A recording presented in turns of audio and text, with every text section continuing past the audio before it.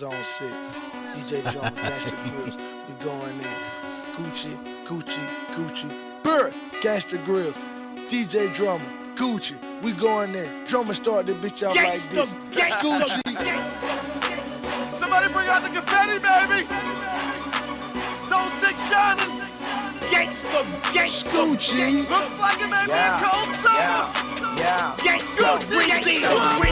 Gucci and Dreddy, Spaghetti Junction. Drop top Ferrari, call it. The hell is horse, wanna whip in the kitchen. My wife is bitch, but I ain't got no time for scratching. I'm trying to scratch. Hold up, I with my left wrist, call me left wrist, right wrist. Make the word twist like it's chopsticks. Roof gone, put your prayers in. My top is outside. My old school, make them hate me with a passion. Loud in, there's a loud in. Got this strong high, count up 100,000 in my long jump up on these like suckers, even, so I guess that's why they block. I feel like even angrier we were better. Like, you know, like this is our club music. Like mental health, you know, and positivity, and but we were still enjoying each other. Yeah, you know, as long as it wasn't a house party, college. We got a different perspective because we was doing this at college parties. I mean, this would get some shit fucked up at college. But all I'm saying is like somehow WAP brought people together, man. Like, if you are like, it wasn't like, okay, I say it like this. I think this was my experience to a degree. Whatever, this is how a show gets started. Fuck y'all. In my experience, that shit right there, unless you might have just been already like, I don't fuck with dog, which in that case, they could play Flight of the Bumblebee with me. I was gonna fight.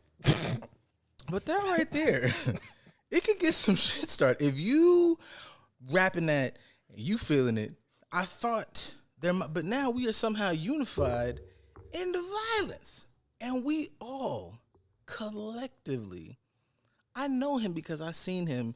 We both have a fucking 8 o'clock tomorrow, but goddamn it, they said it was going up on Thursday and we're just gonna figure out Friday. So I don't know. That's it. How y'all doing? But I just, you know, not to disrespect anybody's fucking music choices. I just stand on the fact that I just, you know. I mean, you could disrespect the music choices. It's okay. Yeah, it was bad. I'm not even saying like, you know, promote the violence or whatever, but like it was. Did you hear that shit? Come on, man. It was, man. What a fucking time. I mean, does that kind of correlate with the statement Ye made a while back of like certain rap drums have that negative energy that it puts into you? Hell yeah.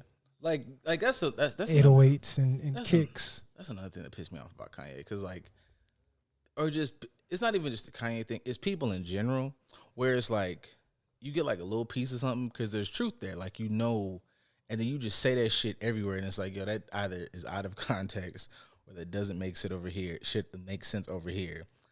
And then you just using that shit so it can like boast your stupid fucking point. And I don't like that shit, because vibrations is a thing. They fucking matter.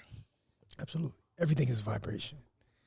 Everything is. I mean, we talked about that last week. Didn't we? Talking about how people may not understand the vibration that they giving off. We definitely knew the vibrations that this was going off, because being at whatever insert institution in the Midwest or the South, where a room full of educated and attempted educated individuals are in said room bopping to stuff like this, knowing that we're going to have degrees shortly. Like the leaders of America. Yeah, I don't know. That's sometimes why I think like some of the hip hop conversations make it like it becomes difficult, because it's like, I get it. I get that these people might be commercially successful. I understand that labels and other shit might be behind them, but these motherfuckers who had like eras in fucking chokeholds, I don't know,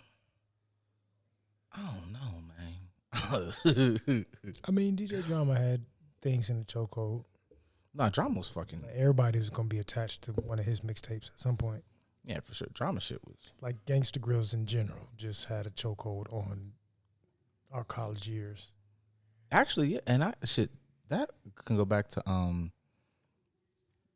even like high school. Cause I know like there was like Jeezy stuff. What was that? What was that one? I mean, did you remember your high school is a little different than mine? look, this shit right here. Wait, let's get this down because it's gonna be a stupid commercial. Yeah, you're not getting no fucking publicity over here, guys. Unless you cut the And check. we can't get sued because he's a mixtape. So we play the whole damn song. This shit right here. This shit just. There wasn't a car that wasn't playing this shit. Yeah, get your pipe. Yeah, Nigga. dedication too. Summer. Howdy do, motherfuckers? It's Weezy, baby. Niggas bitchin' and I gotta tuck the Listen close, I got duct tape and rope. I leave you missing like the fucking old Bannons. One hand on my money, one hand on my buddy. That's the AK-47. Make his neighborhood love me. Bullets like birds, you can hear them bitches humming. Don't let that bird shit.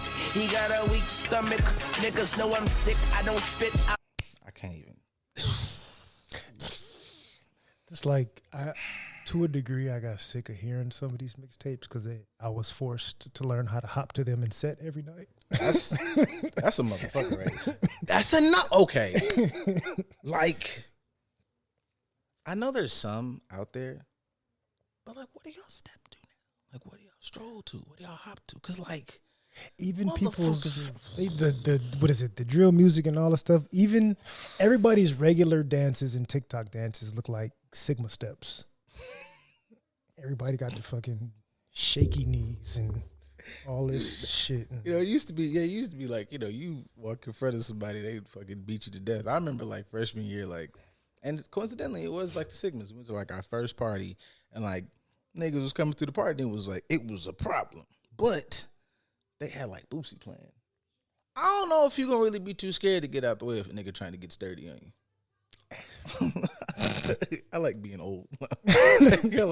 like you know, you come through with the sturdy stroll, man. Yeah. Is that, I don't know. I mean, except for us, ours stay the same. Well, Kappas they gon' shimmy and you know, shout out. They gonna shoulder roll. Hey, and shout out to Vince, man. You got loose shoulders now, hey, my boy. Man. Salute to you. Loose shoulders and Birdman hand rubs. They gonna do that forever. That's how they gonna get down.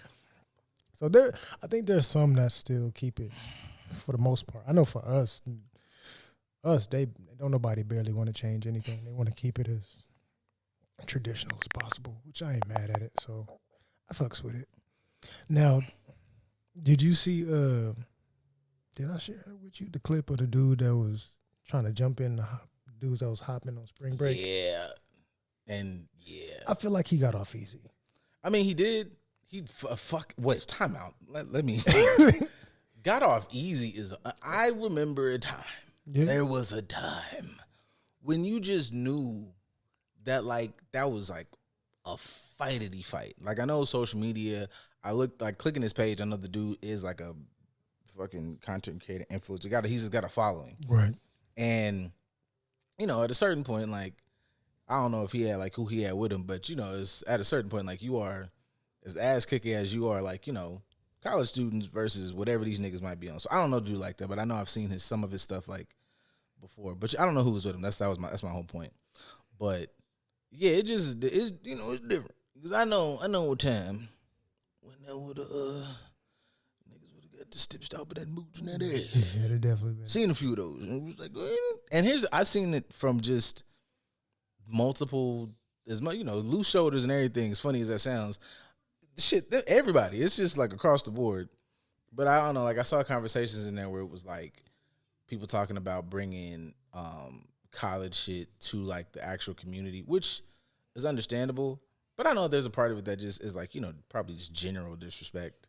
So, I mean, I saw some of those same conversations of people saying like the general community doesn't care about Greek life and what our boundaries or representation is. It's like that's something that y'all gotta focus on within the campus world and amongst yourselves. The real world don't give a shit about that, which I could understand to a degree, but I also call cap a little bit because that made me think of, especially like when I was in high school and the years before, the years to follow, how many people were doing some variation of a Crip walk that ain't a Crip?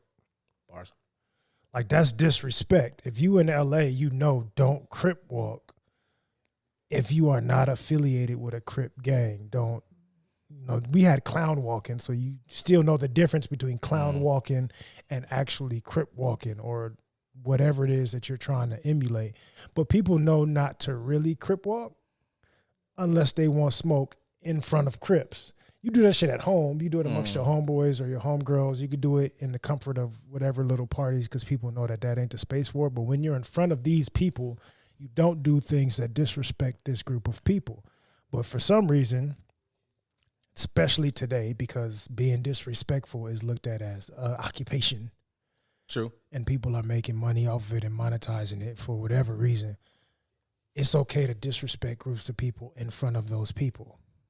Like if you Crip walk, just do your own shit. Like here, ain't nobody gonna bust through and be like, oh, we'll set you repping. Like they ain't gonna press you like that. Is that because there's like a real element of danger associated with like gang shit and also like I know with fraternities like you still have like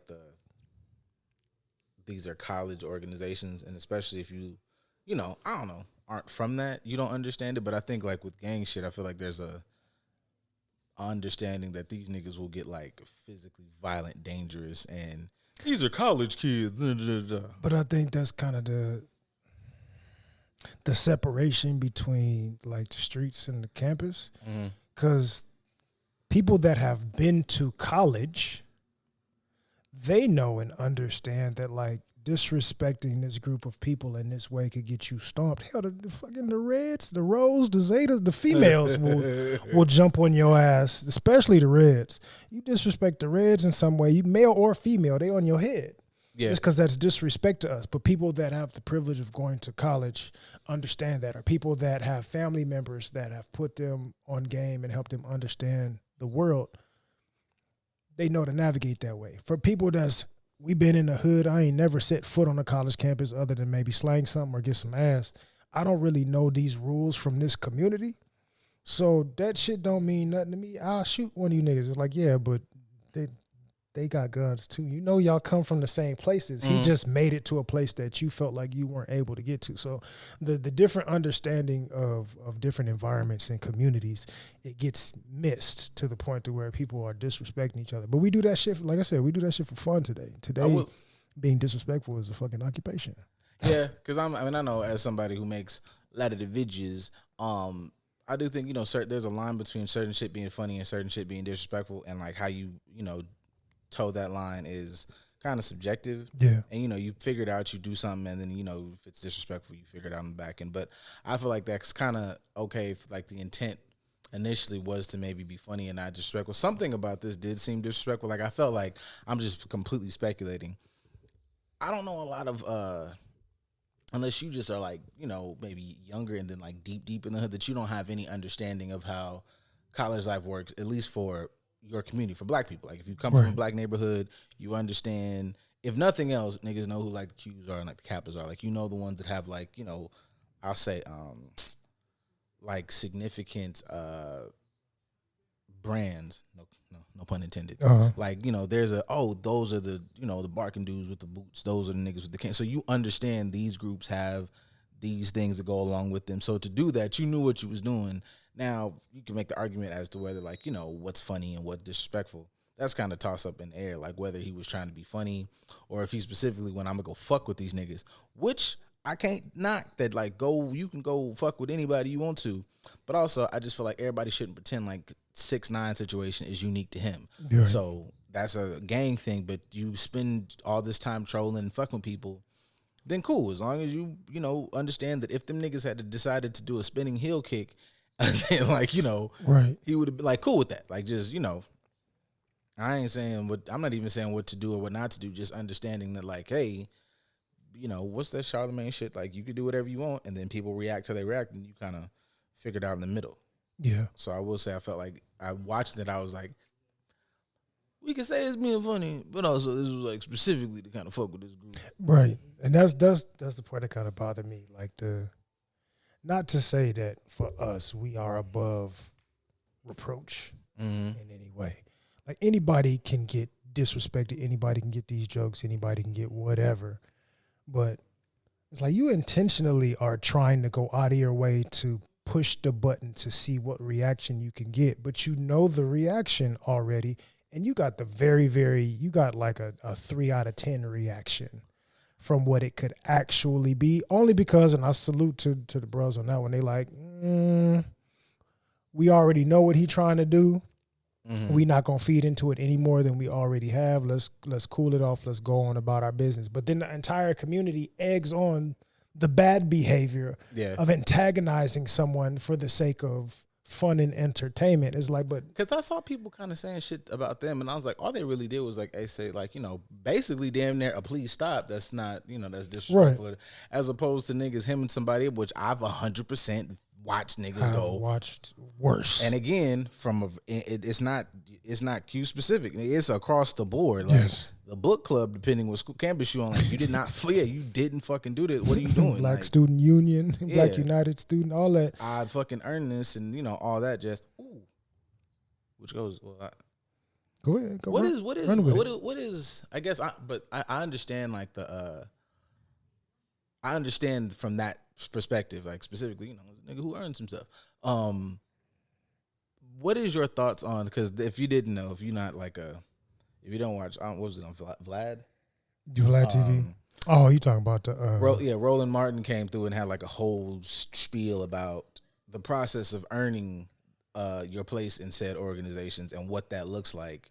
And I thought about that because obviously that would feed into this. Like I went through, depending, wherever, I went through a lot to obtain this and da-da-da-da-da. And going through that might put somebody in a position where I'm finna kick this motherfucker's ass. And that's kind of rooted in the fact that I did so much to get this and you're not just going whatever. Understandable, but I guess from a Roland Martin perspective, is that healthy? Because because according to him, you shouldn't have had to go through that much. Right. To get this. You should have, and I'm gonna shoot him. I'm gonna be truthful. People were trying to act like he just said like, I take that back.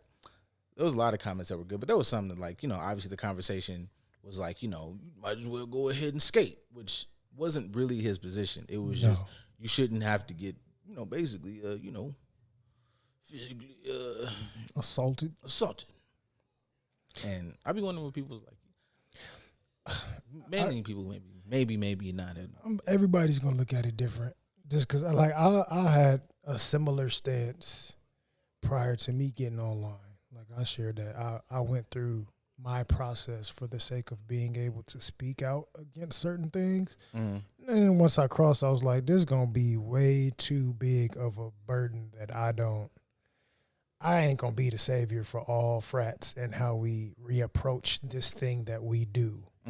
So I just kind of let it lie. I just and as an individual, I can participate in some things that I can participate in or not participate in certain things. And some stuff I just was like, I ain't gonna participate in because I don't agree with it. And I just kind of left it at that. But I could understand in anything, if I have to go through some sort of adversity to achieve this thing, whether it's from a negative standpoint, from a positive standpoint, whether it's build me up or beat me down, whatever it is, if I had to go through adversity to earn this thing, and I see somebody either mimicking that they have that, disrespecting, demeaning, degrading it in any capacity, that's going to piss me off. It's going to make me mad. It's kind of like the situation with, like we in our community got to work hard to get into colleges, right? And then we had the whole scandal with all the privileged white people paying for their white kids to get in without them having to put forth that type of effort. They don't have to have the test scores. They don't have to have any of that. It's just that your parents paid so you get to skate in and go through the selection process, whereas we already have a harder selection process than everybody, and we have to work harder just to get accepted the bare minimum. Facts. And then we still have to work hard to get into this. So like having your intelligence disrespected as somebody that has multiple degrees. Like, can somebody come to you and disrespect your intellect knowing that you are somebody that is finishing a master's degree? I don't know. But also, I will say that, like,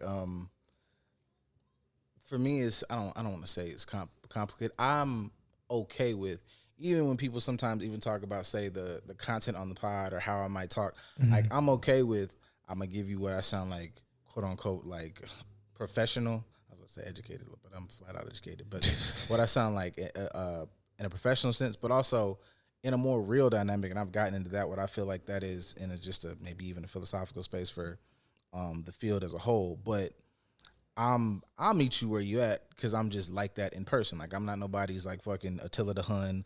I'm not Captain Ass Kicker or nothing like that.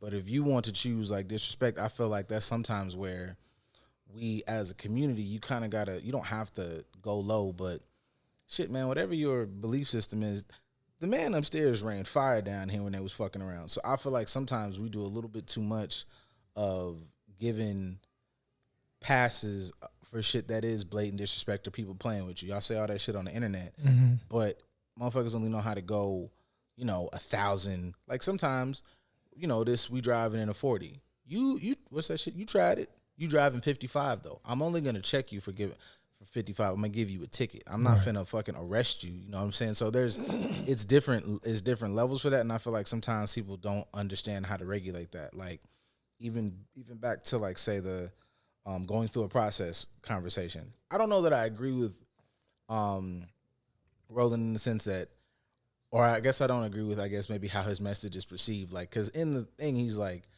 that doesn't necessarily correlate to you being a good member. Right. And I will say from personal experience, I know a few. And I've heard this just across different organizations. It's like, yeah, you were the man at this aspect, and you were the man that somehow giving this, or actually, no, you the man to giving this aspect to other people. Some of y'all, notice a lot of y'all are try to be the man at giving the aspect, but when you get back to it, you really wasn't the man ever. But that's, whatever. That's another conversation. But that doesn't correlate to the fact of community service or even being a good whatever. Like even down to the basic that, hey man, you number 5. Trey's depressed. Like you haven't. Let's go fuck on submit. This is your moment to like really be a good brother. Or he's going through it, and you really don't have any of those qualities. You just was the guy who could kind of boop real good. Like you didn't go. There isn't a lot of stuff put in place for, or sometimes people overlook or vastly overlook. The important part is the things that break you down as far as your negative attributes and build up positive attributes that this organization is supposed to be able to give to you. That is the breakdown. And when he said that, I'm like, you can't really argue that bar, like because. I will say that it seems like amongst just the community or how it's perceived that is supposed to be the aspect. No, that's supposed to be a reinforcer of trying to do the whole whatever. But if you don't know how to do all the other shit, then you kind of right. I mean, part of my issue with the situation in general was like I was able coming from LA. I was able to look at the correlations between it.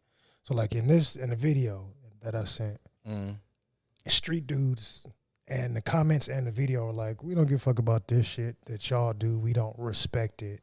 Not understanding that like you've earned your shit streetwise the same way I've earned mine. I actually had to go through it longer. You went through whatever, let's say 5 minutes of a put on. I went through 5-6 weeks of a put on. You should respect me more, but because I'm associated with education, you think it's something to dismiss. That's another part of the conversation. But just the fact in the black community, we have to seek validation from each other through aggression.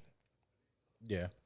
Something that has to do with aggression and violence is how we deem each other worthy of each other's praise. Like you said, you can be the man in this area. Use the man because you went through this type of process, but you have none of the other qualities that we're supposed to be working towards. And arguably, I don't know, fuck arguably. Those are the qualities that that matter when it's over with. Right. Like, being able to, I gotta pick my words properly. Being able to endure I understand. In that specific manner only matters in that specific thing. And I'm not even trying to be like somebody who's completely anti. I just want niggas to, and I even thought this in school. I was like, this didn't produce anything. Because once you, and I remember we used to have word to Doc. Doc used to always say like, nigga, this is not, when you get in, then you get in, and it's like, oh shit, there's things to manage. There's money. There's paperwork to make sure you be able to stay on campus, act, whatever the fuck. Like, and if you want to actually be an active member and contribute, now we have things to do. I just saw it was during Christmas. It's Beeve and fucking Felix out there. That took organization. That took, and none of those qualities, well, shouldn't say none of. You can if you have like a decent eye, but that's what it's for. There we go. I say if you see like, oh, this person can't endure this, that's maybe that can transfer into enduring the difficulties of being a stand-up individual in these areas of life. But you also have to like do those things as well. Like you have to teach those things. It's just niggas don't be teaching shit. Like it's niggas I knew. I never really, the couple of them, like it was like, but yeah, I mean, you really don't like, you've never really said or taught me anything. You just really just showed up for this part. Like, we only talk about this part. There's nothing else that we've connected on. But that's how other people have been able to really skate. Because since this is a collective situation, like you're judged independently until you get into your process. Then you are judged collaboratively. And then once you finish, you are a part of a unit. So you don't have to be looked at as a great individual as long as the unit is doing okay, which doesn't, and it enables people to not have to grow and better and mature themselves until we get out of this environment of, you know, a collegiate yard or whatever you want to call it. Once you get out into the real world, then you really have to show if you're a decent human being or not, and people can kind of judge you off that on an individual basis. Oh yeah, go ahead and check that. But that was, I don't know, I understood Roland's part of like, does this correlate with what we're actually trying to do? Because I know I went through my shit and I had moments of like, I can endure this. So sprinkling in a little mental health, I can endure this because I can disassociate. Like I can go through my entire process and take all the consequences and repercussions and expectations that are thrown at me in the middle of my process. It ain't really helping me none. I'm just tapping into an unhealthy coping skill that I had prior to getting here, which makes this easy for me to do, but it's not helping me to become better. And then I got to do the same shit afterwards. Like when I get in, I got to do this even more with every yard that I go to. I'm already burnt out and mildly depressed from the shit that I just went to. You want me to do this everywhere I go as opposed to being judged by an individual basis? That's a good point about like the way you got through it you had to like really lean into maybe like your worst part. Right. Like, cause I don't know, man, I tried disassociating and I was like, well, look, man, let's all just get mad. And somehow it balanced out in the end, but it wasn't my best shit. And I definitely like, maybe like I'm still working on like, hey, you know, use your words. Like, you know, you can, this is maybe not the fucking like, you know, tear it up time. So yeah, I understand that. Like I never thought about that tonight, but I was like, oh yeah, like in order to kind of, what's that shit? Like, I don't know. It's like, pick an anime episode where them niggas like have the inner dialogue with their dark self, and you just say, hey man, let me take the wheel right now. Like I promise, I'm gonna get us sit in like I always do. That shit, you be like, all right, nigga, go ahead. And somehow you wake up at the end and you done. But yeah, I don't know what the fuck this nigga did while I was down, but he got us here. Absolutely. I definitely went through like sticking with coping skills, a lot of suppression and repression. Like I'll be honest, me being a tail, those that are in the community, you know what live life. You know what comes with being the tail, right? So I'm a tail. I'm in grad school. I'm training for my pro day and all this stuff at the same time.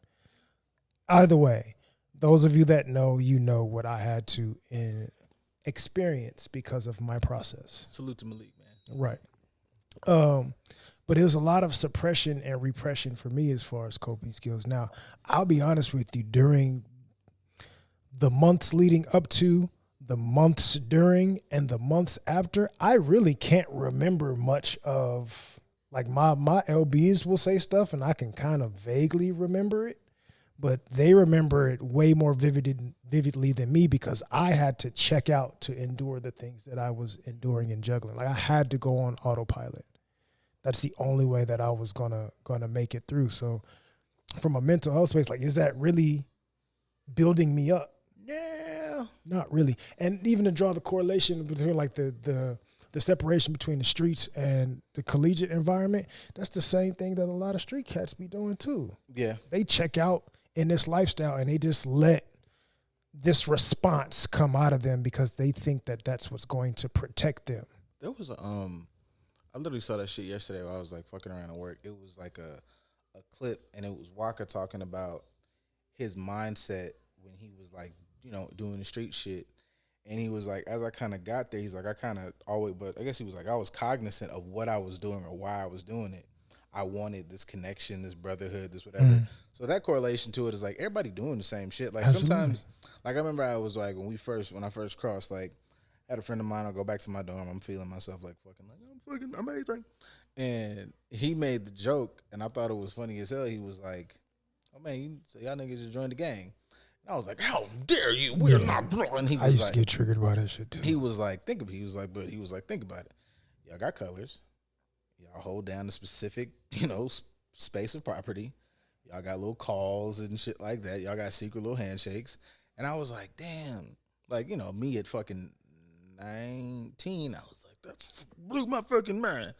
But that correlation, I feel like, there are like simple correlations, but I think more on the Waka perspective now is like, niggas are looking for community. Niggas are looking for, especially, with the issues that black men have in general, maybe like with fatherhood or maybe with like positive male, whatever. So you looking for any place to like connect because you've been out here fucking wheeling and dealing alone or whatever. So I always find it weird, like when niggas, I don't always find it weird, but I think it's unfortunate.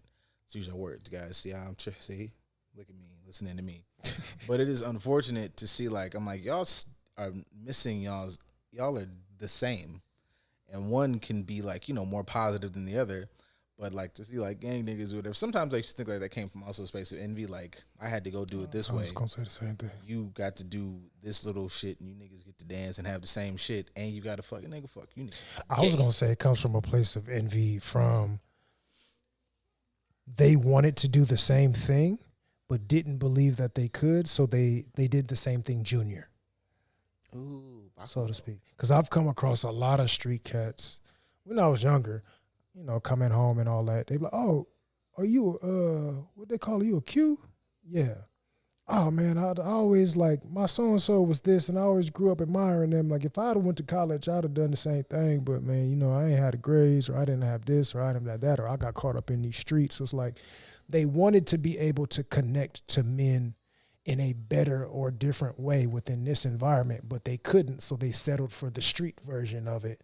Because they didn't think more of themselves to be able to still go after that thing that they were desiring. I've experienced that because me being, I like, wherever. So I'm really like, I'll be thinking I like to not be outside. But whenever I had that little phase, when I just was outside, and I was, going outside in places maybe I shouldn't have been outside at. What always helped me out was conversations like that. It was like, who is you? Where is you? I was like, I'm such and such, and I always dropped the college bomb. And fucking 9 times out of 10, it was like, oh, nigga, you in college? I thought about going to college. I used to ball with it, but and that shit really wasn't for me. And then you kind of have a conversation. I dropped me a couple little laughs and jokes in there. I'm a cool nigga for the night. But I've seen and felt that sentiment. And there was, it was always like a little sentiment of like, or it felt like not always. Sometimes the niggas was just like, oh shit, nigga, that's cool. But some of the conversations I would have that went longer, it was like, you really wish you'd have done something different. And so me being fucking like stupid Captain Optimistic all the time was like, you give it a shot, and niggas be like, almost give you the look like, I appreciate you, like, saying that, but we both fucking know, like, I'm pretty solid at what I'm doing. Right. Oh, not even that. It's like, I've had that conversation, and I've seen the defeat in people's faces. Yeah. Because I try to give them some uplift to a degree. It's like, nah, brother, like, I'll speak life into, like, this shit ain't. I used to kind of minimize myself for the sake of trying to uplift them. Like, man, I like that. Like, man, I ain't really no student like that. It's like, well, I'll be honest with you, I ain't really no student like that either. I just stayed dedicated and just worked my ass off. I'm sure, if you can navigate in this area, you can do it in this area. You just got to do this, that, and the other, blah, blah. You can do it. And they just like, nah. It ain't for me. Like, not knowing their worth. I've had that conversation as far as men not knowing their worth in regards to relationships and things of that nature. But there are even some other avenues in dudes' lives where they don't know their worth, or they diminish their worth because they are defeated before they even attempt. I would say they correlate. If you've gone through a life, but you maybe thought you could have been this, that, and the third, or you only correlate, like, we correlate a lot of our success to sports, like a motherfucker, and then entertainment or some shit. So maybe you were the dude, and shit, nigga, sports just didn't work out for you. But you don't really know what other avenues of success really look like, or you don't really, really value them. So you gonna walk around like how many niggas really probably walk around like I'm the nigga, but you really not. So you do take a lot of shit here, and here because you don't really think you good enough. Like you might know, I don't know, I'm drawing a blank on really good black. Insert your favorite like wholesome black girl character. You could have really been fucking with her. She really fuck with you, but you don't really think that you the nigga that like deserves that. Right. Even if you like aren't a hood nigga, you might have turned your shit around and you just might not have whatever, you don't value your shit. So you're settling for I hate this mom, I hate this bitch. It's right there. But if you don't manifest all that other horse shit, it's two-way street. Right. Y'all, find that Biggsburg quote that you be fucking reposting. That's you, my boy. Like I like at least the connection and expression of how like that little bit of a thought can follow you in every aspect of your life throughout your entire life. So I can think it can start at a young age. It could be junior high, high school, where I just don't feel like I am worthy or worth it. And I just continue to make decisions that are expressing of that mindset or that space that I'm in. What I choose to do in my life is going to show that I don't believe in me. The women or men that I choose to date show that I don't believe in me for real. How I posture myself with today's society on social media may be because I don't really believe what it is that I'm trying to portray a different image than what I actually see myself as, or I'm just not going to post certain things because I'm not confident in it or whatever the case is. But how somebody's mindset about themselves really does shape the reality that they're living in. And then we don't realize how we can see commonality in other people. Like, you doing the same shit, you were just more successful in this area.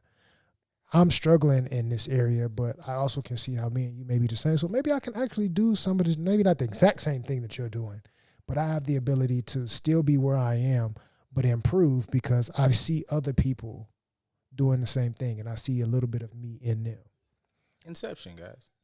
Did y'all watch the movie Inception? That just sounds like Inception to me. Like the core thing. I know I got this movie stuck in my head because I made fun of Dell this week using it. So this was like but it makes sense. Like, if how they did, the top scene, you spin the top, you have a core idea, and that core idea, and like he says it in the film, like, it's like, it's simple, like a simple thing of, what did he say for her? Like, your world's not real. Fucked her whole life up. Nothing I touched from here on.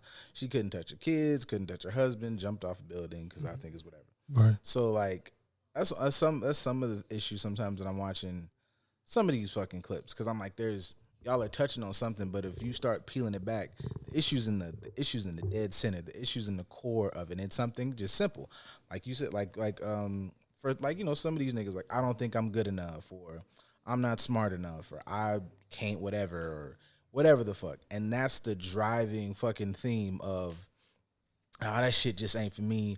I'm a this, that, and the third. Nah, nigga, you don't believe in yourself, and you can peel back through all the fucking, you can start making it correlating and making it make sense through the experiences. This person told me this or that, or this person didn't whatever. I don't feel supported. And, it could be something as simple as like, this shit got told to me when I was 10. Should something that was told to you when you was 10 stick with you like that? Maybe, maybe not. Strong for no reason. Fucking strong. But it's like, no, well, that might have been told to you when you were 10, and that day 5 or 6 good things happened. It just so happened them 5 or 6 fucking things happened, and now you fucked up at and it stuck with you. So it's a really long roundabout way to say that, like, the core issue could probably be something super simple, but would probably help. I'm a fan of this thing called therapy. So you go to therapy, and then you have some conversations like what I just tried to stuff into that fucking couple minutes, and then y'all work it out, and then you end up fucking realizing, like, hey man, like, I used to be the world's, like, biggest ass kicking blood, but I turned around and now I'm an engineer at 37, pretty good at it too. Or a farmer, because that's Walker. It's fucking necessary, right? That, like, those conversations always. So going back to like how music affected how you think and feel, like, that conversation makes me think of DMX a lot. for sure. Because although he had a gift in being able to speak life into people outside of music, he definitely spoke degradation into himself in his music. Like I really liked the fucking the Limp Bizkit remix with him on it. Mm-hmm. Not the air. I think it's either the air raid or the whatever raid. I know there's 2 versions, and one was the rap version with him and Method Man on it. But I always hear the lyric like, ain't never been shit and ain't gonna be shit. That's why I take shit whenever I see shit. It's like he always spoke in that way about himself of like, see, I ain't shit. I ain't never been shit. I'm lucky to be able to do this music thing and it's helped me. But in the back of my mind, I still approach myself as if I ain't shit and I'm trying to figure out how to be less of an ain't shit person than I really am. Yeah, see, that's sometimes the danger of the creative spaces, because creativity comes from, you know, positivity, negative, anything you're feeling. If you're creative, you can kind of make that shit work, and it can obviously become like financially, you know, lucrative or whatever. Right. Or for somebody like a DMX who's self-aware, but you get into one of those like negative thought patterns. So it's like somebody needed to come there and go, hey, whoa, I'm glad that you recognize that where you've come from, but let's start to turn that shit around, because you're actually like the fucking shit. Like there was an era where like shit, even think like Hove talked about, like there was this nigga was the most outrageous thing fucking walking. Like nothing top DMX. Like the clip of like DMX is the only person to perform in front of the whole world, and it just shows him at the festival, and there's just like a sea of thousands of people. He's up there fucking just tearing controlling it down. The whole crowd. But you need somebody there to kind of help you go like, look, man, like this thought process is getting you here. Because some people think like, that's keeping it real. And in a certain context, you are keeping it real. You came from a very shitty environment.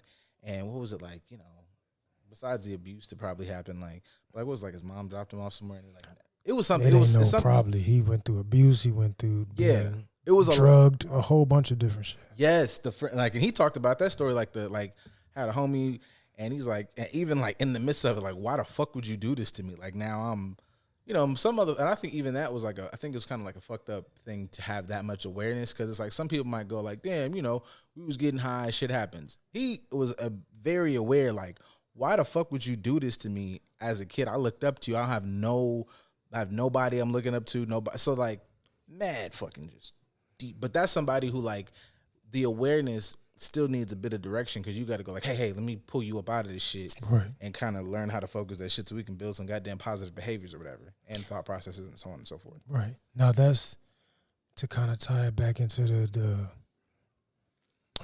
fraternity conversation, Greek life conversation.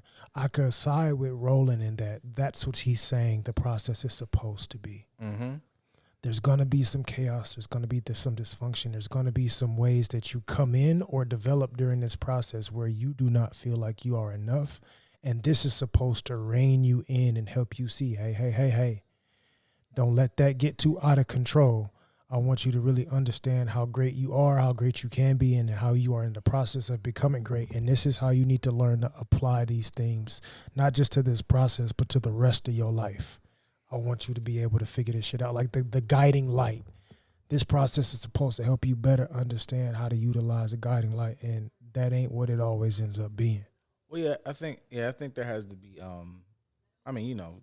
everybody organization, how they set up, whatever is different. But I know we used to have, like, Doc was really hands-on, like Doc was our advisor or whatever. Right. And Doc was always super hands-on about being, like, even if you didn't get it, there was shit that, and it sounds like some fucking hokey bullshit, but there was shit motherfucker was saying at like 19 and 20, because even post coming across, it was like shit he would say about us. He took the time to understand us as people, and it was like, that ain't that.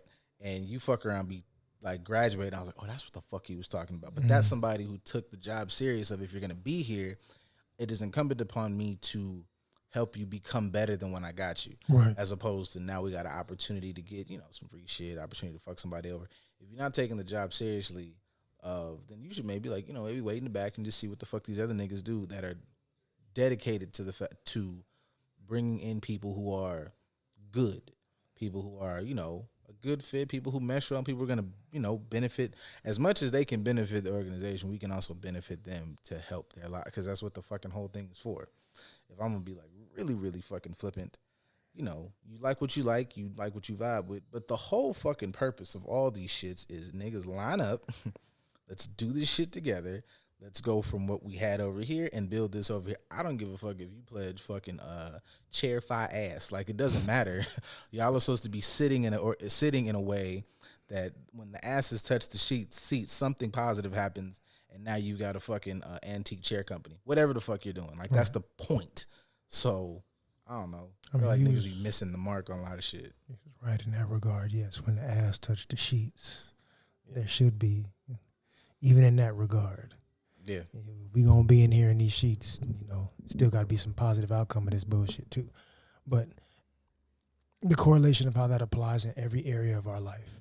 And so even taking it to our favorite discussion of fucking relationships. Oh, we had a question about that too. We had some questions today. Oh, people. Well, I'll table that to a degree. Well, I'll say, like, how does one, I ain't gonna even say as a man, but whatever, male or female person in general, how does somebody help navigate a relationship into a positive direction to help somebody understand the better parts of themselves when they are not where they are supposed to be?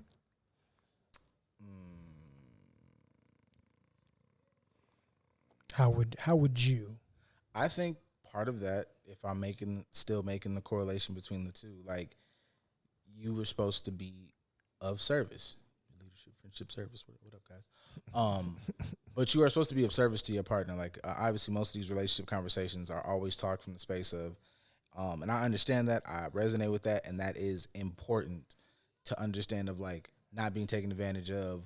What is this person giving to you? But also understanding what are you giving to the relationship. I think a lot of times, obviously, like, my experience, like, you know, looking on the female side, you know, what do you bring to the table? It's not a bad conversation. It is not something always to take advantage of somebody, but it is like, if you're not understanding and very, very adamant about, I bring this to this thing, like, fucking with me, you know, have a baby by me, baby, be a millionaire. Like, if you fuck with me, you will end up being in this space. I know what I give. I'm caring. I'm considerate. I'm thoughtful. I'm generous. I'm fucking... I'm a good listener. Like, all of these things can happen. You know what? I'm super knowledgeable about this, that, and the third. If you're not into it, cool, I am, and I can help build you here, whatever. Like, those are things that if you're in a relationship space, if you can't really think about that to yourself, if your only thing is what this motherfucker can give to you, you probably a shitty partner. And the way these dynamics are always talked about and discussed amongst everybody, like, you know, it breeds that level of bullshit. Like, shit, I just saw a fucking clip where 50 talked about how everybody love, you know, like a fat kid love cake. 50 is a smart nigga too. Like, brilliant. Not just like, you know, when you like hear 50 talk, I'm like, oh, this nigga be thinking about shit. But it was like, you know, people talked about that shit like, you know, I love you like a fat kid love cake, and he was like, that's bad. Like, so you guys know that's like not a compliment. Yeah, like, that's where you love and are giving of something give yourself to something so much to the point that it hurts you and it doesn't give you anything back. Fat kid loving cake, diabetes, whatever, you know. Not fat shaming, just saying, like, super unhealthy. And that's how niggas run a lot of conversations. If we're talking about music and vibrations and what it does to your brain or plasticity, pick a topic, any topic, all of it works. Too much of these conversations make you go, okay, my fucking goal in this shit is to just grab my ankles and let this person run through my life, because that's how I'm validated, is what I can give to somebody. And it's like, no, nigga, like, you're a person. You're a human being. You deserve blah, blah, blah, blah, blah. Like, I've been said on here a whole bunch of times, like, man, shit, like, I be listening to what they be saying, like, what the fuck? I'm like, you know what, baby? I resonate with that. Fucking same. I feel the same way. Absolutely. All right. I mean, that can kind of go into, like, taking it back to the conversation of what you bring to the table. Somebody can think that loving you like a fat kid loves cake is what they bring to the table, not realizing that that's an unhealthy thing that you're bringing to the relationship. Like, that's obsession. Codependency is fucking gross. Super, but it's rampant in relationships. Like, oh yeah, I want somebody that's up. I see that so much of like memes of people posting how they want their partner to be obsessed with them, or they don't really love them and they don't want them around. It's like, yeah, but that's not a good thing. You're saying that needs to be in the space, but no, that actually that's the worst thing that you can possibly bring into this space. So you're thinking this is a strength when really it's not even a weakness. It is not a deterrent for some people. It is going to disintegrate and break down what you're actually trying to agree. Like, this is acid. This is not concrete. This is acid. But that also is one of those things of like understanding like the core of a thing. Like, cause some of that's why I'm like, when people say that, I don't believe they want love. Like your core, if I'm doing the Inception little shit, the core thing, the spinning top is I want attention. I want to be, word to be. You said, talk about pride and egos in relationships. That's to me a clear example of your ego is running the show. Right. It has nothing to do with I love this person. This is like Mercer's my best friend. This is my motherfucking like this is my person.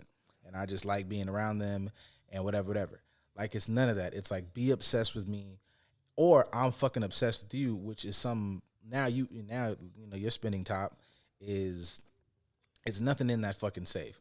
I have no self-worth. I absolutely 100% judge myself off of my ability to have this partner. I identify 100% with them. Like, I'm super just, it's them and only them.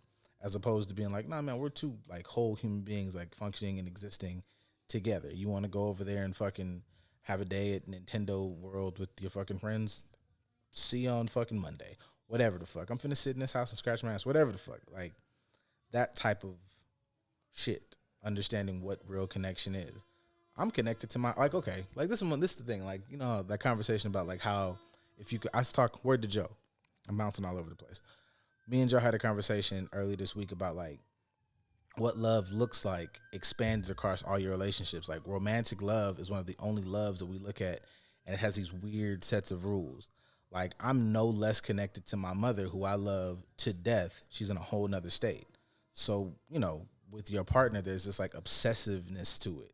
And I'm not saying this, you know, somebody, you know, I like touchy-feely shit, or like I like being up under my person to a point. But if that motherfucker needed to go to, I don't know, man, China to learn some new form or whatever, and was gone for 6 months, then I'm finna fucking hold it down for 6 months. I'll be okay. And y'all are weird with that when y'all talk. That's how it sounds very weird to me.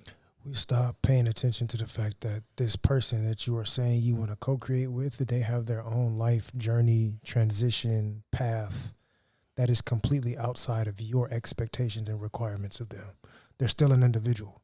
There's still somebody that has a purpose in and for their life that has nothing to do with you, but your ego says like, no, their existence has to become part of my existence. And that's not true.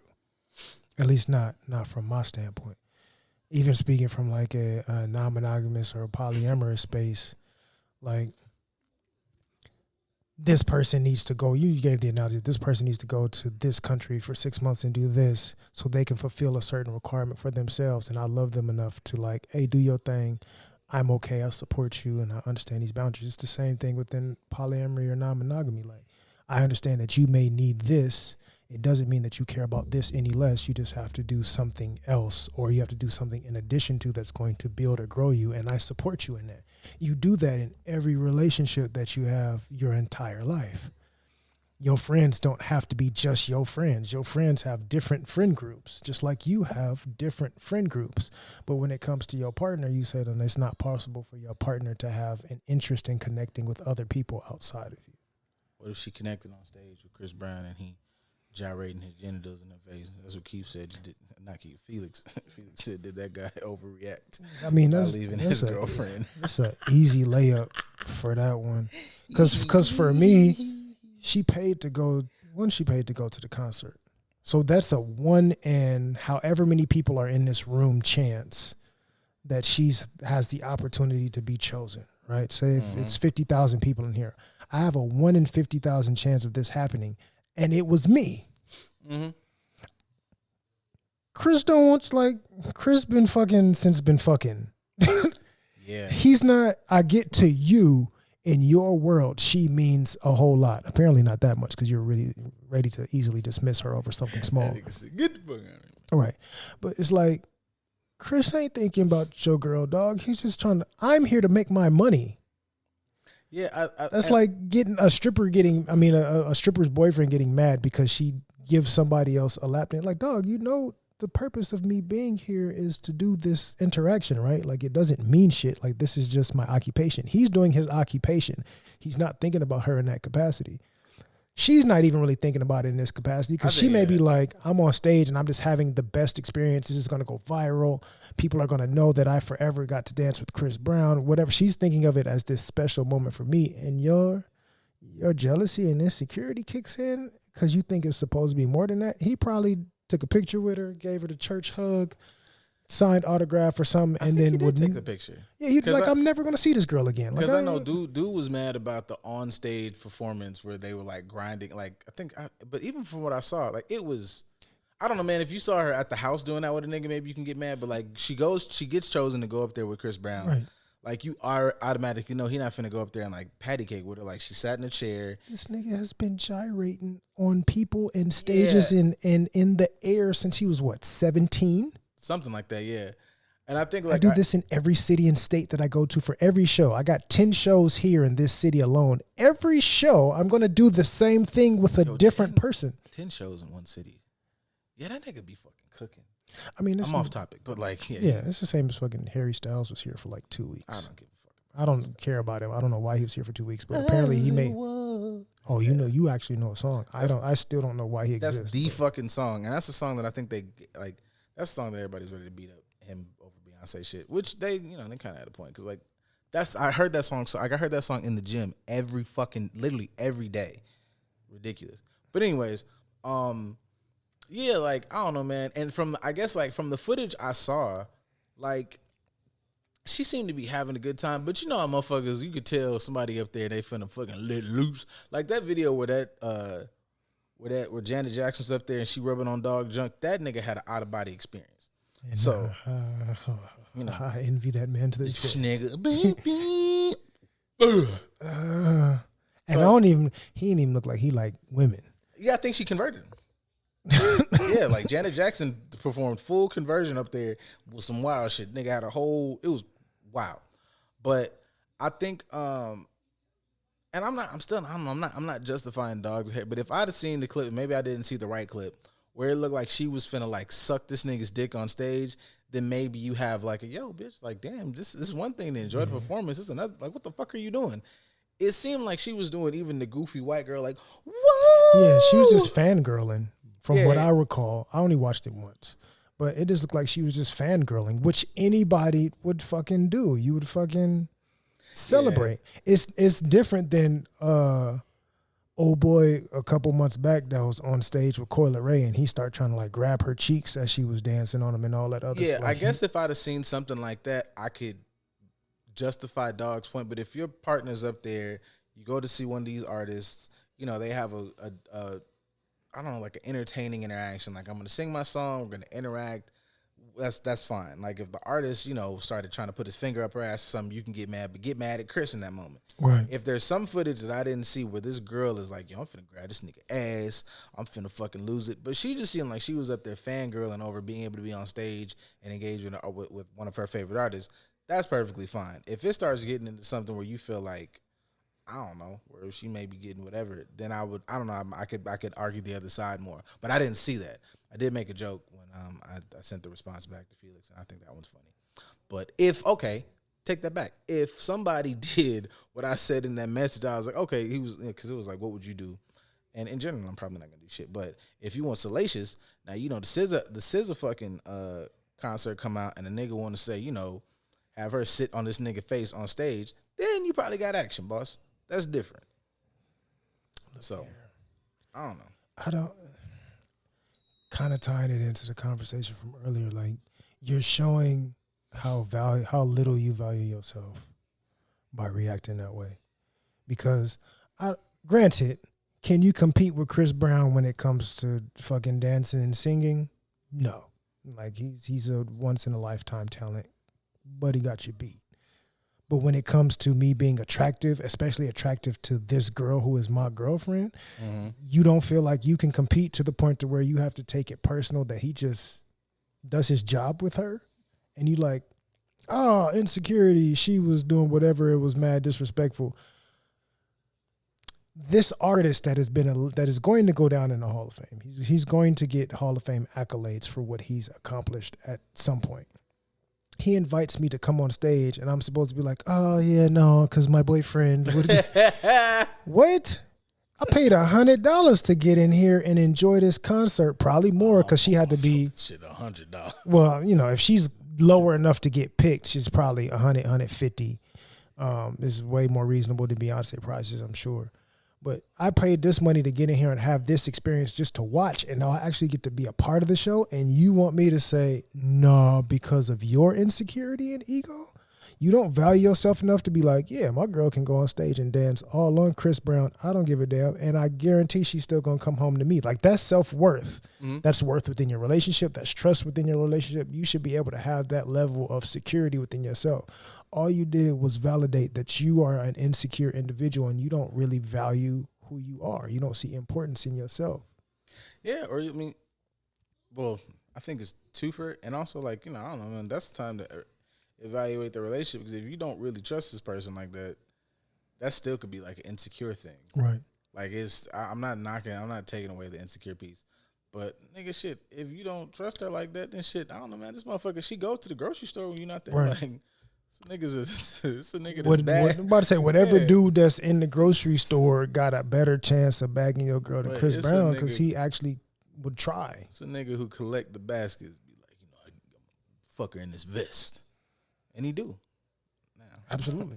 I mean, there's been right out front the store, put it right on top of the baskets, and just it's only fans and Twitter content out there that shows that people be getting it in on their job site. That would just make me think, well, bro, who you fucking? If you that insecure about her, one, you don't love yourself, but what are you doing to where you don't trust something as simple as this interaction? Yeah, leaving her seemed nuts. Even if you were like, you know, goddamn, boy, this nigga putting a lot of ball juice on this motherfucker clavicle. Like, you know, I'll give you, like, you know, you don't got to be fucking Zen Jedi Lord. I'll give you some space to be like, hey, man, you know, shit, you know, it's a lot of nigga putting a lot of gooch on your shoulder. Like, what the fuck? Like, you know, you can even maybe have that conversation. But even that is still geared towards her reaction to it. Right. I don't know what I saw. If I saw, like, from what I saw, I didn't see anything that seemed like it was like, well, I'm finna get this nigga some pussy. It would seem like, you know, I'm enjoying the fucking shit or whatever. So I don't really got nothing for dog, man. Like, leaving, like, bitch, get the fuck out of here. All the ball juice on that outfit that you want to. You enjoyed yourself? That's good. That moment went viral. You know, everybody saw that, right? He was like really on you. Like, he was really grinding on you. And you didn't wash that outfit yet, did you? I'm putting that bitch right. We about to sell this outfit. And that's a good point. Like, I'm secure enough to, I don't give a, do you understand?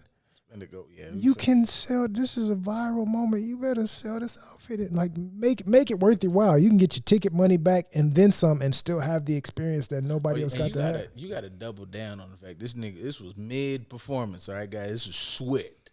Juicy on this motherfucker. Like, she ain't washed nothing. It's going to smell like Chris Brown. I'm selling it for. It's some crazy deranged, sell her car and her mama car to get enough money to get that motherfucking jumpsuit. Absolutely. Y'all seen Swarm.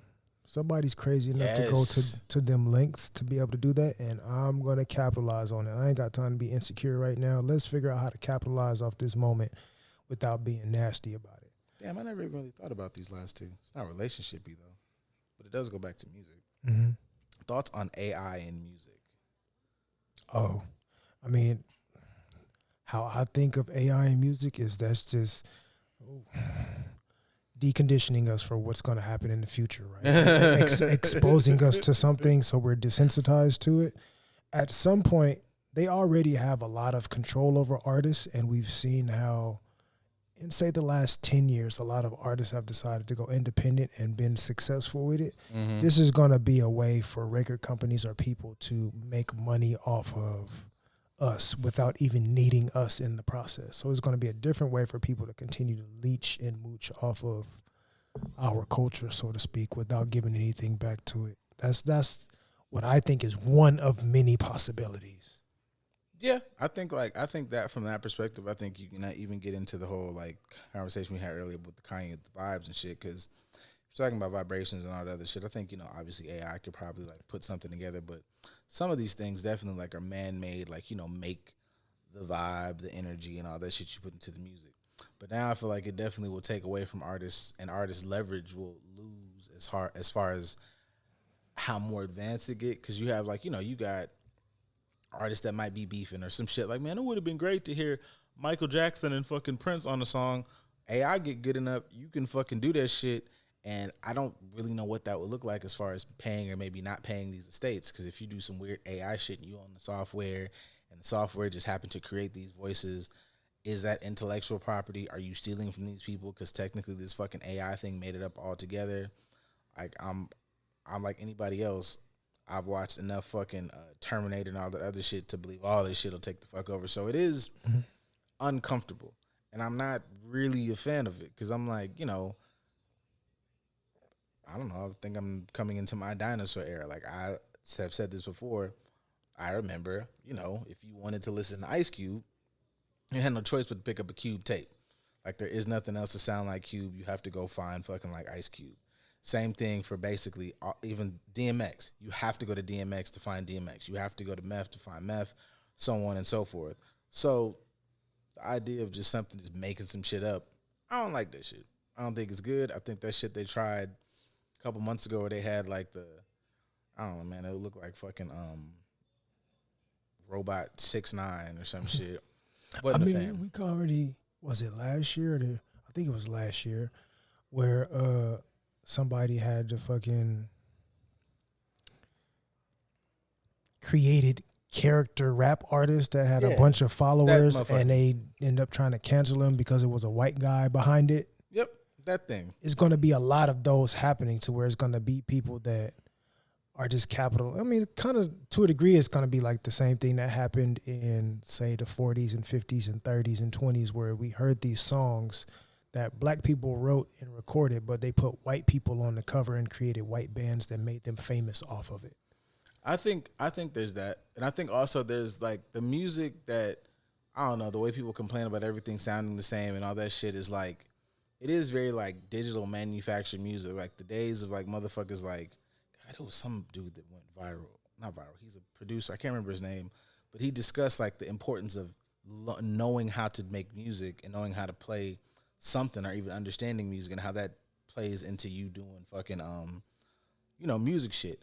And I don't know yet if there's an AI version that can play a guitar, can play the piano. Fuck the sounds. Like the way like Quincy Jones is, you know, the ongoing joke is like, nobody said nothing about Quincy actually being able to play an instrument, but he knows how to go take that pit pat and put that over there. That is flat out genuine human creativity. I don't know what music sounds like. It probably would get really weird and uniform. Like something like jazz. I don't even know what the fuck AI would do with that. All of that is just human creation. Like, what was that? Was it Miles Davis or fucking it was somebody. I want to say it was Miles Davis. The story where like, you know, we up on stage and I fuck up and this nigga just catches it and figures out it's a whole other song. Or, you know, the Ray Charles shit where he's up there, everybody just follow me. I don't know what this nigga's doing, but we're all creative and musicians enough to fucking figure it out. And you got a whole new set or whatever. So I just... Same thing with James Brown. Yeah. He was curating and orchestrating people to make a particular sound. And then you couldn't even barely understand what he was... But motherfuckers... How the fucking nigga play? Hit him with the zibba. Right. I don't want to... Is it G minor or what the fuck is it? Y'all niggas know. No, I don't know. G, I just... Hit him with the and then it go... And made... How do you play? Hall of Fame history speaking that way to his band, because that's something that, like you're expressing, that's something that's created from a human body as opposed to something that can't be replicated by an artificial intelligence. At least not yet. Maybe we'll get to a point where it can. I'm not gonna lie, I won't be gone by that time. I'll be long gone. Yeah, I'm not gonna lie. Like I love thinking about like long life and being a funny old man, but I want to be good and gone by the time that shit's fucking... Part of, I won't say long gone, because just within our life, well, for my life, I was here before internet. And I ain't even 40 yet. So we went from before internet to fucking, I can walk on the beach with somebody in another country in a virtual reality simulated whatever the fuck. And that's just within 36 years. So ain't no telling by the time I'm 75 what it's gonna look like. why don't y'all make teleportation a thing? It's a lot of people that's on these internet sites. Well, you remember when Tumblr was popping? You know how many people could have got to fucking and probably fucking like live life if they had teleportation? It was a nigga in fucking Brooklyn, and he loved somebody who was in Seattle, and they couldn't meet because you motherfuckers didn't invent teleportation. They won't give us access to the teleportation. I'm not. I be trying not to, but the way the TikTok, and I understand TikTok's going through a whole bunch of whatever, and I don't know enough. Like I'm not really here. I'm not here for my information ever, but I heard there's a bill that's gonna drop. Yeah. That's the alternative to try to combat this TikTok shit. It's just as bad. It's like Patriot Act 10 times 10. Look it up. I'm not a fan. But what I'm talking about is the way TikTok has fucking just put my algorithm in a chokehold. You like 3 things. Them niggas like, got you, baby. What you need? The fucking wormholes I have fallen fucking down. And they've made shit long form now. And it be like vibes and shit. It went from one day, it went from like niggas dancing. It was some funny videos. I saw 2 ass cheeks. Then it went to some philosophical shit, government conspiracies, Nephilim. I was like, what the fuck part of TikTok am I on? I thought this was all motherfucker. I thought I was coming over here to laugh at the niggas. woke part of TikTok? Bro, I thought I was coming over here to laugh at niggas gyrating their hips. And it's fucking drama on there. People are tagging motherfuckers and I thought I was coming to laugh. I was fucking scrolling through shit. What was God's baby brother name? God had a baby brother? Like, what the fuck was that? Vibrations. I found this manifest video. I'm gonna post it at some point because I want you all to shut up. It's a lot. They're doing the internet is just interneting, and it is In 37 years. pretty much.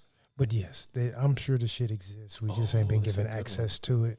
And I can understand that. Because you're like, well, if people they give us the ability to teleport or whatever the case is, then that means we don't have no need for planes. We don't have no need for transportation. Out of there. All these markets just crash. And they've been around, especially for vehicles. Vehicles have damn near been around since inception of the country for the most part. So what do we look like getting rid of that when these families been eating off this money for so long? I would say, yeah, I'm ready for fucking like Futurama where you just step in a tube and No, I'm okay with that. Like I would I'm not really supporting his views, but outside of his terrible views on, minorities. The whole freeze yourself thing. I get it. Just wake up whenever, because I think they got a lot of that shit though. Because between aliens probably just flying over us and not fucking with us, except these motherfuckers who keep coming down. I think they're coming down here to probably get a checkup or something, or get some of their people back. Because they not coming down here to fuck with us. We are fucking dumb. Between that and all them fucking information that the fucking CIA and NSA probably just keep to themselves. It's some shit. They got some shit. Them niggas be popping up. Jumpers exist probably. It's a bunch of niggas walking around like Sam Jackson looking like paladins, and they don't have no names. They don't have no fingerprints. It's like MIB times 12. It exists. They're not gonna get that shit to us. absolutely not. At least not right now. Not right now. Oh, in 30 years maybe. Oh, this is a good one. This is some geeky shit. I'll take it. Let's get out the heavy. I'm gonna make it heavy though. As you should. Thoughts on E3 being canceled for good? Is it for good? I know it was this year, but I didn't know it was for good. I didn't know it was for good either. Damn, for good? I don't know. I don't know that I'm for it being canceled for good. I'm a fan of cons and spaces where all the geek nerd and just people who enjoy these things like have spaces to grow and new things like that. But I do think I can understand why it's not popping this year. And it was a video that I saw like maybe a day or two ago, and it was the RDC dudes, and they were discussing like games are ass now. Mm-hmm. And games are ass now because basically the games have no substance. Like I remember, like to this day, right? I remember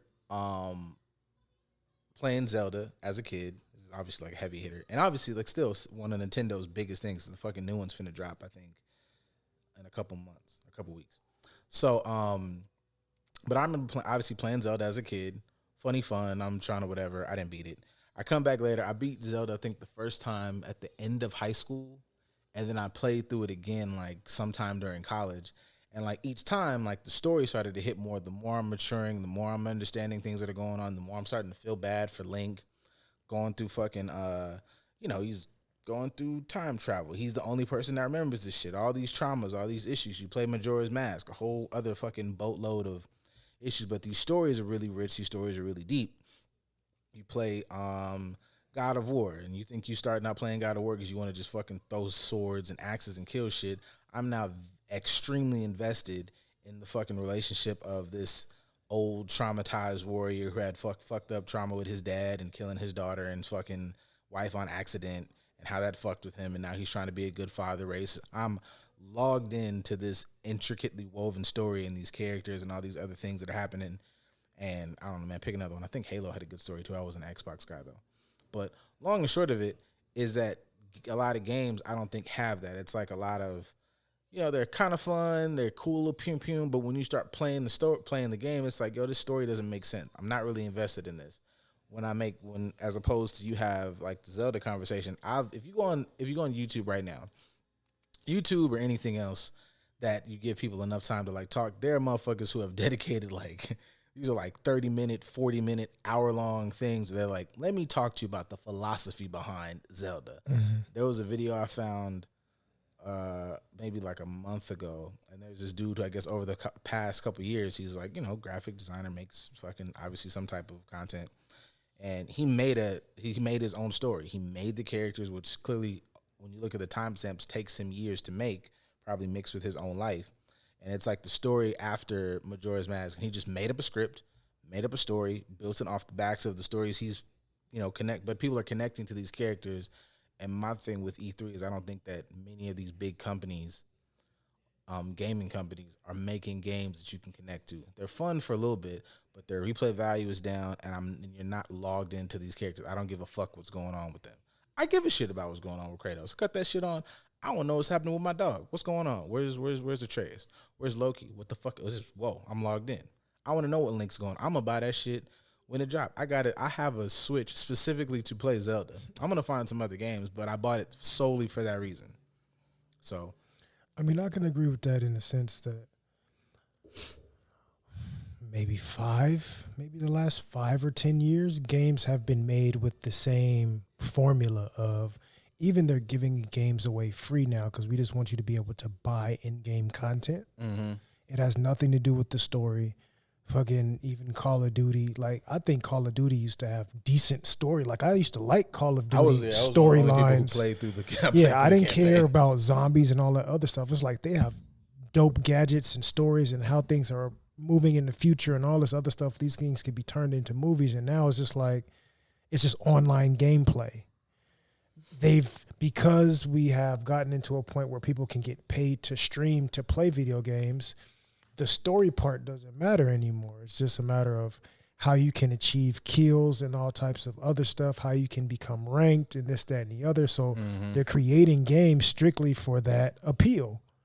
How can we appeal to someone staying on this game for hours and pumping more money into this game after paying us whatever, $40 for the regular version? Or how can we get them to pay $150, not for extra areas and maps and stories, but you're paying $150 for extra skins and guns and things of that nature. So the motivation for them creating games isn't to tell a wonderful story. It's like fucking app games on your phone. It's really just to get your attention to stay there for long periods of time and then get you to start pumping more money into this thing that's going to take money from you and give you nothing in return.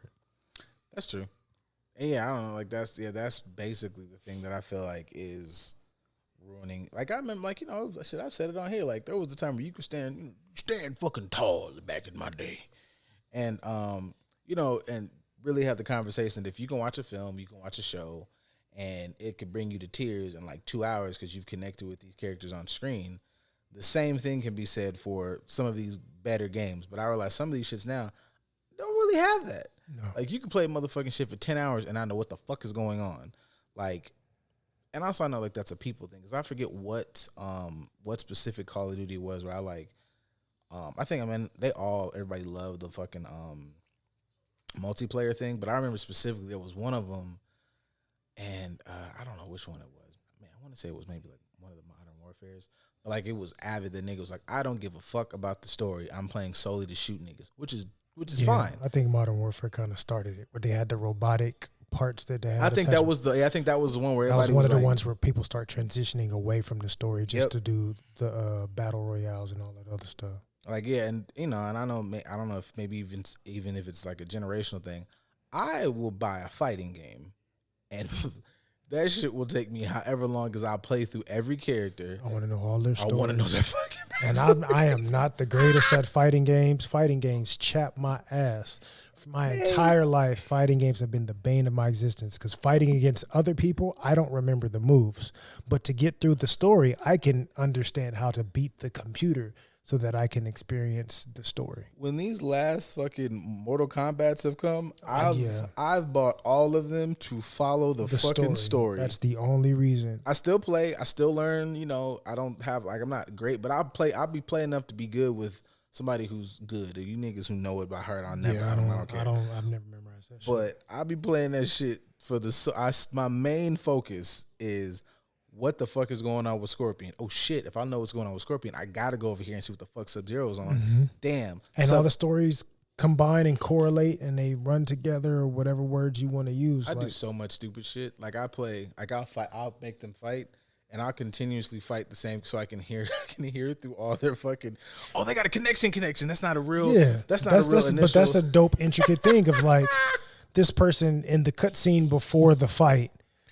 When they're with this person, they interact a whole lot differently. As with other people, it's a generic, like, I'm going to kick your ass. But with this person, it's like, oh, I see whatever. Insert something that has to do with the storyline. Just those little intricate details are dope. Something popped up on YouTube because all of my fucking, algorithm there is, podcasts and fucking game shit.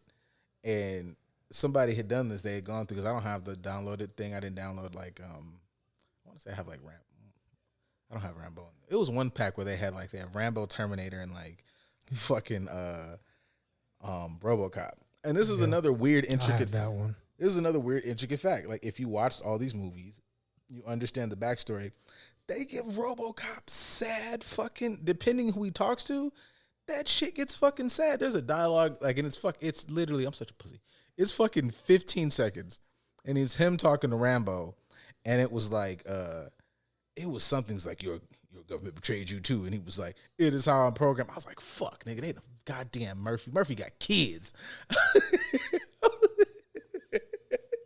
That shit is dope.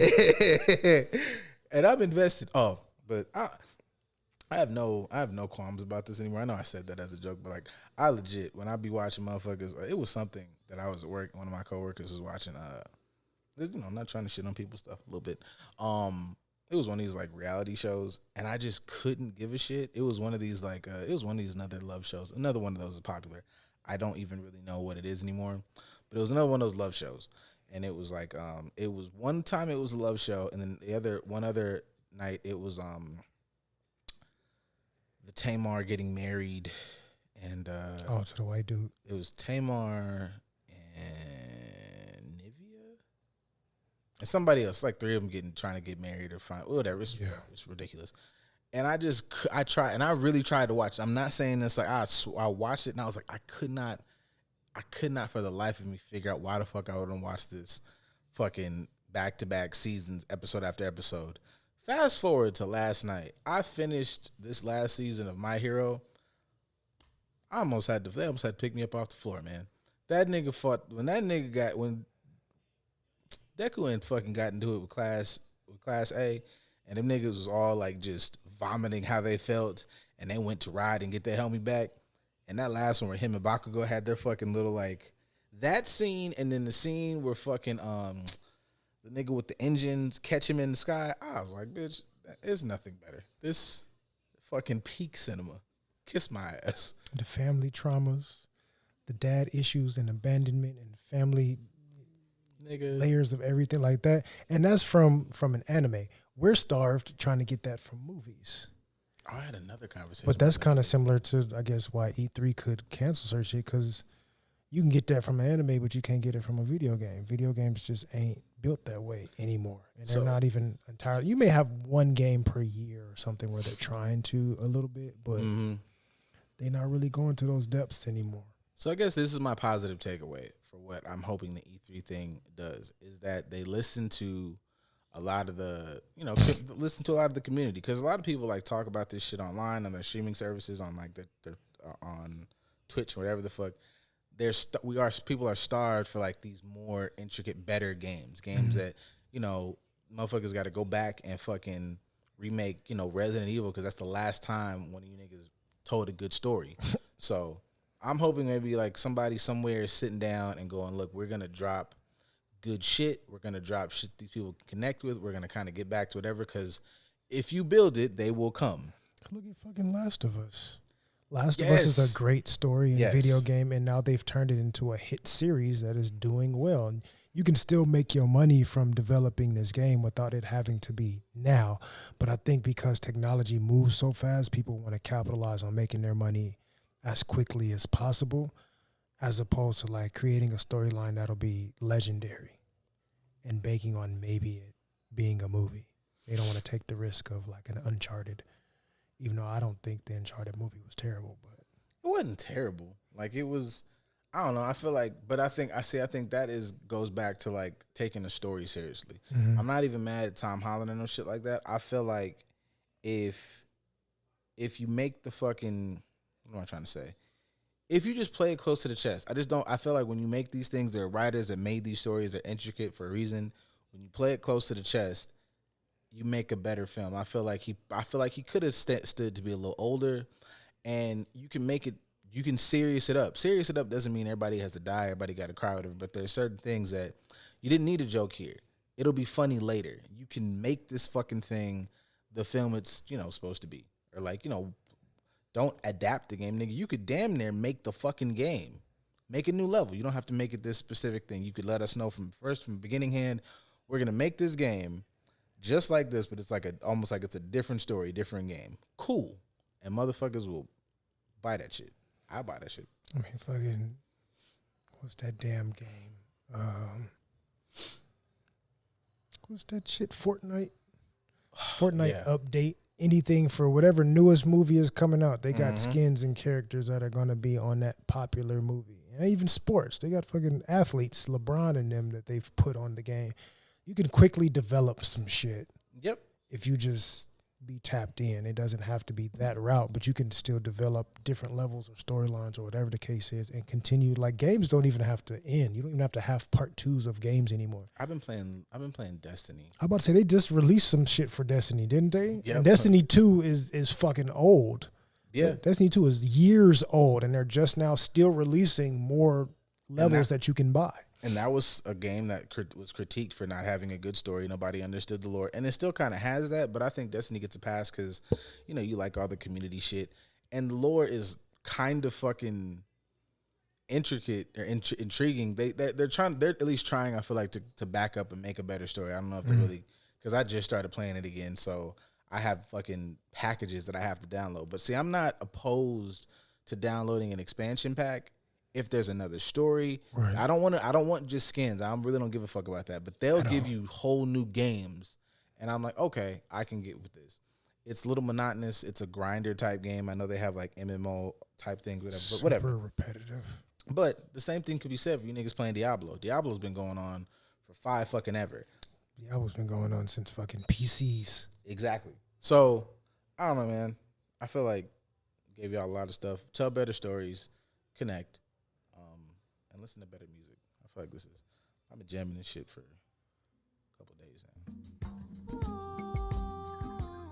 Because Ari can't lose. Thanks for listening. Like, share, subscribe.